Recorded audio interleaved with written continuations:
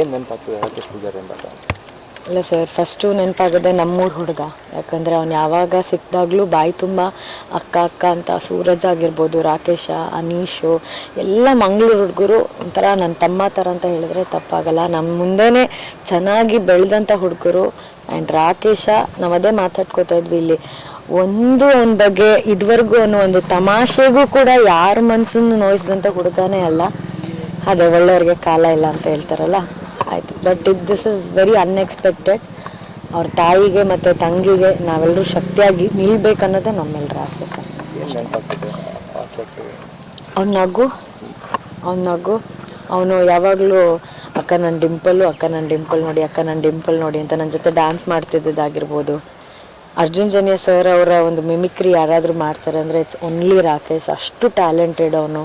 First comedy ಕಿಲಾಡಿಗಳು winner ಆಗಿರೋದಾಗಿರ್ಬೋದು. And ಯಾವಾಗಲೂ ಲವಿಕೆಯಿಂದ ಇರೋದು.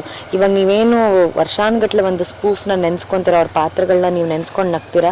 ಆ ಹುಡುಗರೆಲ್ಲ ಅರ್ಧ ದಿನದಲ್ಲಿ ಅದನ್ನು ಕಲಿತು ಆನ್ ಸ್ಪಾಟ್ ಮಾಡೋಂಥ ಅತ್ಯದ್ಭುತವಾದಂತಹ ಕಲಾವಿದರು ಅವರೆಲ್ಲ. ಆದರೆ ಒಂದು ಕಲೆಗೆ ಒಂದು ಸಣ್ಣ ಲಾಸ್ ಅಂತ ಹೇಳಿದ್ರೆ ತಪ್ಪಾಗಲ್ಲ. ಕರಾವಳಿಯ ಮ್ಯಾನರಿಸಮ್, ಆ ಕಾಮಿಡಿ ಅಲ್ಲಿ ತಗೊಂಡು ಹೋದ್ರಲ್ಲ ಅಂತ ಕರಾವಳಿ ಭಾಗದ ನಟರ ಮ್ಯಾನರಿಸಮ್ ನಿಜವಾಗ್ಲು ಆ್ಯಂಡ್ ಅವನ ಸ್ಪೀಡ್ ಆಗಿರ್ಬೋದು, ಅವನ ಭಾಷೆ, ಅದು ಲ್ಯಾಂಗ್ವೇಜ್ ಇದೆಯಲ್ಲ, ಸಹಜವಾಗಿ ಇಲ್ಲಿಂದ ಅಲ್ಲಿ ಹೋದವರು ಕನ್ನಡವನ್ನು ಬದಲಾಯಿಸ್ಕೋತಾರೆ, ಓಕೆನಾ. ಆದರೆ ಇವರು ನಮ್ಮ ಕರಾವಳಿ ಕನ್ನಡವನ್ನೇ ಇಟ್ಕೊಂಡು ಅದರಲ್ಲಿ ತಮಾಷೆ ಮಾಡಿ ಎಷ್ಟೋ ಜನರ ನಗಿಸಿದವರು. ಅಷ್ಟು ಅದ್ಭುತವಾದಂಥ ಕಲಾವಿದರ ಕಾಂತಾರದಲ್ಲಿ ಆ್ಯಕ್ಟ್ ಮಾಡ್ತಿದ್ರು.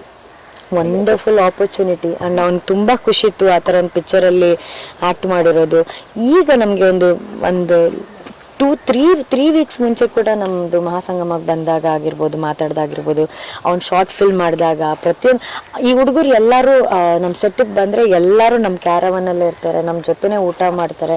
ನಮ್ಮ ಕಷ್ಟ ಸುಖ ನೋವು ನಲಿವುಗಳಲ್ಲಿ ಎಲ್ಲ ಜೊತೆ ಇರ್ತದೆ. ಹೇಳಲ್ಲ ಸರ್, ಎಲ್ಲರೂ ಅಣ್ಣ ತಮ್ಮಂದ್ರ ಥರ ಜೊತೆ ನಮ್ಮ ಜೊತೆನೇ ಇದ್ದರು. ಈಗ ಆ ಥರ ಒಬ್ಬ ತಮ್ಮ ಇಲ್ಲ ಅನ್ನೋದೇ ಒಂದು ನೋವಷ್ಟು. Thank you sir. ನಿಖರ ಸುದ್ದಿ, ಸದಭಿರುಚಿಯ ಕಾರ್ಯಕ್ರಮ. ನೀವು ನೋಡ್ತಾ ಇದ್ದೀರಾ ಕಹಳೆ ನ್ಯೂಸ್, ಸಮಾಜದ ಜಾಗೃತಿಗಾಗಿ ವಸ್ತುನಿಷ್ಠ ವರದಿ.